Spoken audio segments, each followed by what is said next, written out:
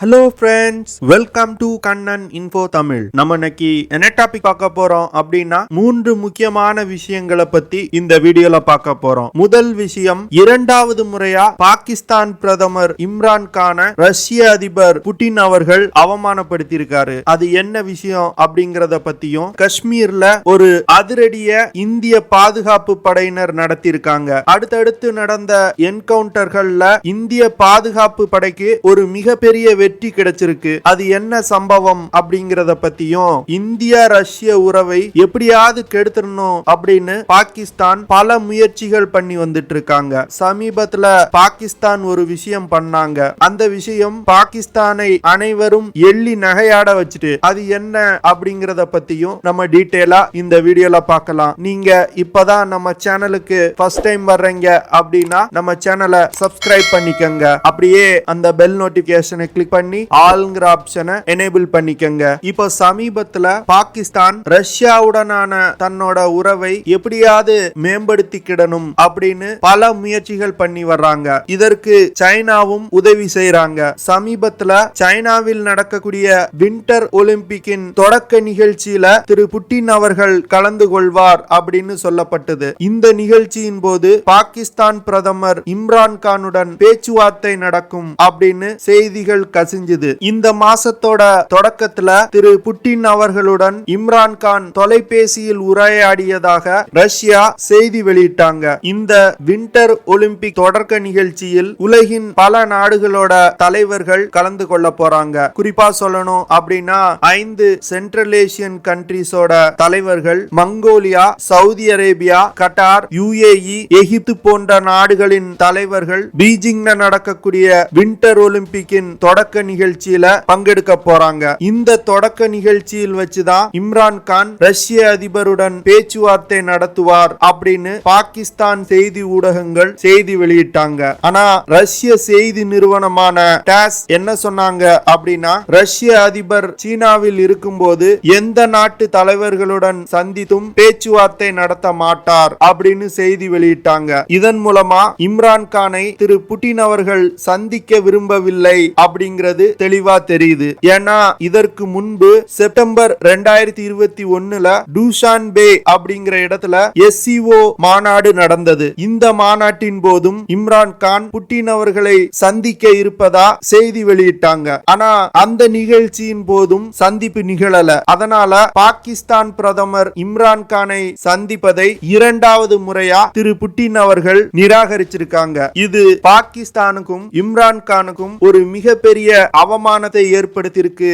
அப்படின்னே சொல்லலாம். ரஷ்யா இம்ரான் கான் சந்திப்பை நிராகரித்ததுக்கு பிறகு பாகிஸ்தான் ஊடகங்கள் கோவிட் புரோட்டோகால் இருக்கிறதுனால ரஷ்ய அதிபர் இம்ரான் கானை சந்திக்க மாட்டார் அப்படின்னு செய்தி வெளியிட்டு மழுப்புனாங்க. இந்த நிகழ்ச்சி மூலமா ஒரே ஒரு விஷயம் மட்டும் நல்லா தெரியுது, ரஷ்யாவிற்கு பாகிஸ்தான சுத்தமா பிடிக்கல அப்படின்னு. ஏன்னா ரஷ்யாவிற்கு பாகிஸ்தானை வச்சு எந்த ஒரு காரியமும் நடக்க போறது இல்ல. பாகிஸ்தான் அவங்க கிட்ட இருந்து ஆயுதம் வாங்குவாங்களா? வாங்க மாட்டாங்க. ஏன்னா பாகிஸ்தானே பேங்க்ரப்ட் ஆகக்கூடிய சூழ்நிலையில இருக்கு. இவங்க கூட உறவை மேம்படுத்தி என்ன பண்ண போறோம் அப்படின்னு ரஷ்ய அதிபர் பாகிஸ்தான் பிரைம் மினிஸ்டரின் சந்திப்பை நிராகரிச்சிட்டாரு அப்படின்னே சொல்லலாம். அடுத்த செய்தி, ஜம்மு அண்ட் காஷ்மீர்ல தீவிரவாதிகளுக்கும் பாதுகாப்பு படையினருக்கும் இடையே 2 இடங்கள்ல என்கவுண்டர் நடந்திருக்கு. இந்த என்கவுண்டர்ல 5 தீவிரவாதிகளை இந்திய பாதுகாப்பு படையினர் சுட்டு வீழ்த்தி இருக்காங்க. இந்த 5 தீவிரவாதிகளும் லஷ்கர் இ தொய்பா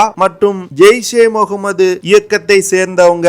இந்த என்கவுண்டருக்கு பிறகு காஷ்மீருடைய IGP திரு விஜயகுமார் அவர்கள் ஒரு பிரஸ் மீட் வச்சாரு. அந்த செய்தியாளர் சந்திப்புல ஜம்மு அண்ட் காஷ்மீர்ல புல்வாமாவோட நைரியா அப்படிங்கிற இடத்திலையும் பட்காம் அப்படிங்கிற இன்னொரு இடத்திலையும் என்கவுண்டர் நடந்ததாகவும், இந்த என்கவுண்டர் தொடர்ந்து 12 மணி நேரம் நடத்தப்பட்டதாகவும் அவர் சொல்லியிருக்காரு. இந்த என்கவுண்டர்ல புல்வாமால 4 தீவிரவாதிகள் சுட்டுக் கொல்லப்பட்டதாகவும் பட்காவ்ல ஒரு தீவிரவாதி சுட்டுக் கொல்லப்பட்டதாகவும் அவர் சொல்லியிருக்காரு. இந்த என்கவுண்டர்ல ஜெய்ஷே முகமது இயக்கத்தின் ஒரு முக்கியமான கமாண்டரான ஜஹீத் வானி அப்படிங்கிற தீவிரவாதி வீழ்த்தப்பட்டான் அப்படின்னு திரு விஜயகுமார் சொல்லியிருக்காரு. இந்த ஜஹீத் வானி கடந்த 2017 வருடத்தில இருந்தே பல தீவிரவாத செயல்கள்ல ஈடுபட்டிருக்கான். குறிப்பா இந்திய பாதுகாப்பு படையினர் மீது நடத்தப்பட்ட பல தாக்குதல்கள்ல இன்வால்வ் ஆயிருக்கான். இந்த தீவிரவாதியை பல வருடங்களா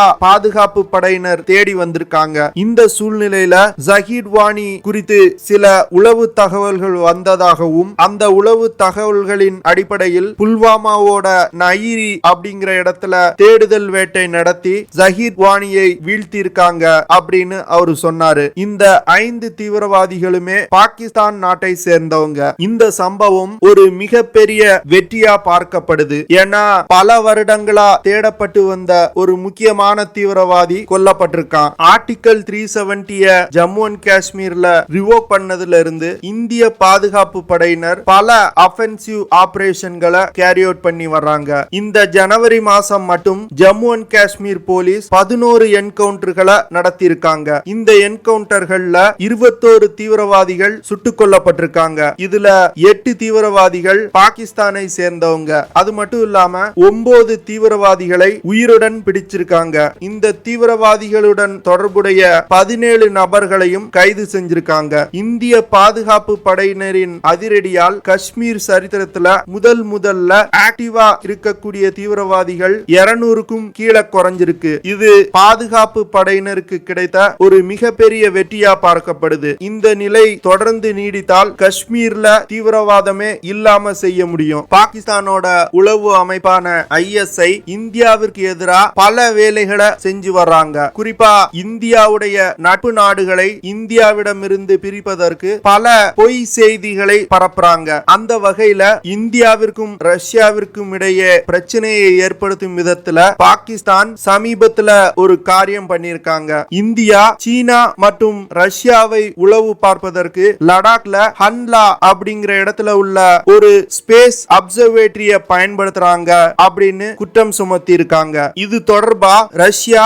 மற்றும் சைனாவிற்கு பாகிஸ்தானோட ISI அமைப்பு அபிஷியலாகவே ஒரு ரிப்போர்ட் அனுப்பியிருக்காங்க. இந்த ரிப்போர்ட்ல இந்தியா ரஷ்யா மற்றும் சைனாவிற்கு எதிராக லடாக்கு அருகிலுள்ள ஹன்லா பகுதியில் உள்ள ஸ்பேஸ் அப்சர்வேட்டரிய பயன்படுத்தி உளவு பார்க்கறாங்க அப்படின்னு குற்றம் சுமத்தி இருக்காங்க. அது மட்டும் இல்லாம இந்தியா அமெரிக்காவுடன் இணைந்து ரஷ்யாவுக்கு எதிராக செயல்படுறாங்க அப்படின்னு செய்தி அனுப்பியிருக்காங்க. இந்த விஷயம் எதை காட்டுது அப்படின்னா பாகிஸ்தான் ரஷ்யாவை இந்தியாவிடமிருந்து எப்படியாவது பிரிச்சிடணும் அப்படின்னு பாக்குறாங்க. ஆனா அதற்காக பாகிஸ்தான் இந்தியா மீது வைக்கக்கூடிய குற்றச்சாட்டுகள் முட்டாள்தனமானது அப்படின்னு ரஷ்யாவிற்கு நன்றாகவே தெரியும். பாகிஸ்தான் சொல்லக்கூடிய அந்த ஸ்பேஸ் அப்சர்வேட்டரி வெஸ்டர்ன் ஹிமாலயால உள்ள சரஸ்வதி மலைப்பகுதியில இருக்கு. இந்த ஸ்பேஸ் அப்சர்வேட்டரி கடல் மட்டத்திலிருந்து 15,000 அடி உயரத்துல இருக்கு. இந்த அப்சர்வேட்டரிய திறந்து வைத்தது ஜம்மு அண்ட் காஷ்மீரோட முன்னாள் முதல்வர் திரு ஃபரூக் அப்துல்லா அவர்கள். இந்த ஸ்பேஸ் அப்சர்வேட்டரியில 2M ஹிமாலயன் சந்திரா டெலஸ்கோப் பொருத்தப்பட்டிருக்கு. இந்த டெலஸ்கோப்பை பெங்களூர்ல இருக்கக்கூடிய இந்தியன் இன்ஸ்டிடியூட் ஆஃப் ஆஸ்ட்ரோபிசிக்ஸ் மற்றும் centre for research and education in science and technology அப்படிங்கிற நிறுவனத்தில இருந்து கட்டுப்படுத்த முடியும். இந்த அப்சர்வேட்டரி தான் இந்தியாவுடைய விண்வெளி ஆராய்ச்சியின் முதுகெலும்பா செயல்பட்டு வருது. இந்த அப்சர்வேட்டரியில வெதரை மானிட்டர் பண்ணக்கூடிய பலவிதமான இன்ஸ்ட்ருமெண்ட்களும் பொருத்தப்பட்டிருக்கு. அடுத்து ஆல் ஸ்கை கேமரா மற்றும் ஆட்டோமேட்டிக் வெதர் ஸ்டேஷனும் இந்த அப்சர்வேட்டரியில இருக்கு. இந்த அப்சர்வேட்டரியில high energy gamma ray telescope மற்றும் major atmospheric Cherenkov experiment telescope மற்றும் இமேஜிங் அட்மாஸ்பியரிக் செரின்கோ டெலஸ்கோப் போன்ற அதிநவீன டெலஸ்கோப்புகளை சமீபத்துல தான் இன்ஸ்டால் பண்ணாங்க. இந்த இன்ஸ்டாலேஷன்ஸ் பாகிஸ்தான் இந்தியா உளவு வேலை பார்ப்பதற்காக பல கருவிகளை பொருத்துறாங்க அப்படின்னு ரஷ்யாவிடம் சொல்றாங்க. ஆனா பாகிஸ்தான் சொல்வது பொய் என்பது ரஷ்யாவிற்கு நன்றாகவே தெரியும். பாகிஸ்தானோட பொய்களை சீனா வேணும்னா நம்புவாங்க. பாகிஸ்தான் சொல்லக்கூடிய அப்சர்வேட்டரிக்கு டூரிஸ்டுகள் கூட செல்ல அனுமதிக்கப்படுறாங்க. இந்த அப்சர்வேட்டரி இந்திய பாகிஸ்தான் எல்லைக்கு அருகில் இருப்பதால் ஒரு பெர்மிஷன் மட்டுமே வாங்க வேண்டியது இருக்கும். அந்த அப்சர்வேட்டரி அனைவராலும் சென்று பார்க்கக்கூடிய ஒரு இடம்தான். அதனால பாகிஸ்தானோட குற்றச்சாட்டுகள் எடுபடாமல் போனது. இந்தியாவுடைய ஸ்பேஸ் அப்சர்வேட்டரி குறித்து ரஷ்யா மற்றும் சீனாவில் பாகிஸ்தான் ISIக்கு சொந்தமான ட்விட்டர் அக்கவுண்ட்ல இருந்து பலவிதமான பொய் செய்திகளை பரப்பி வர வர்றாங்க. இதன் மூலமா பாகிஸ்தான் என்ன செய்ய விரும்புறாங்க அப்படின்னா ரஷ்யா மற்றும் இந்திய மக்களுக்கு இடையே உள்ள நட்பை சீர்குலைக்க முயல்றாங்க. பாகிஸ்தான் இந்தியாவை அழிப்பது தன்னோட ஒரு நேஷனல் பாலிசியாவே வச்சிருக்காங்க. அவங்க எப்படி நம்ம கிட்ட நடந்துக்கிறாங்களோ அதே போன்று இந்தியாவும் பாகிஸ்தானை அழிப்பதை ஒரு நேஷனல் பாலிசியா கொண்டு வரணும். அப்படி கொண்டு வந்தாதான் இவர்கள் செய்யக்கூடிய ஒவ்வொரு காரியத்துக்கும் நம்மளால பதிலடி கொடுக்க முடியும். ஓகே ஃப்ரெண்ட்ஸ், நம்ம வீடியோவோட நிறைவு பகுதிக்கு வந்துட்டோம். இதெல்லாம் தான் நான் உங்ககிட்ட ஷேர் பண்ணணும் அப்படின்னு நினைச்ச விஷயங்கள். ஐ ஹோப் நான் ஷேர் பண்ண விஷயங்கள் உங்களுக்கு பிடிச்சிருக்கும் அப்படின்னு நினைக்கிறேன். அப்படி பிடிச்சிருந்துச்சுன்னா ஷேர் பண்ணுங்க, லைக் பண்ணுங்க, கமெண்ட் பண்ணுங்க, மறக்காம நம்ம சேனலுக்கு சப்ஸ்கிரைப் பண்ணுங்க. அப்படியே அந்த பெல் நோட்டிபிகேஷனை கிளிக் பண்ணி ஆல்ங்கிற ஆப்ஷனை எனேபிள் பண்ணிக்கங்க. See you in the next video. Jai Hind.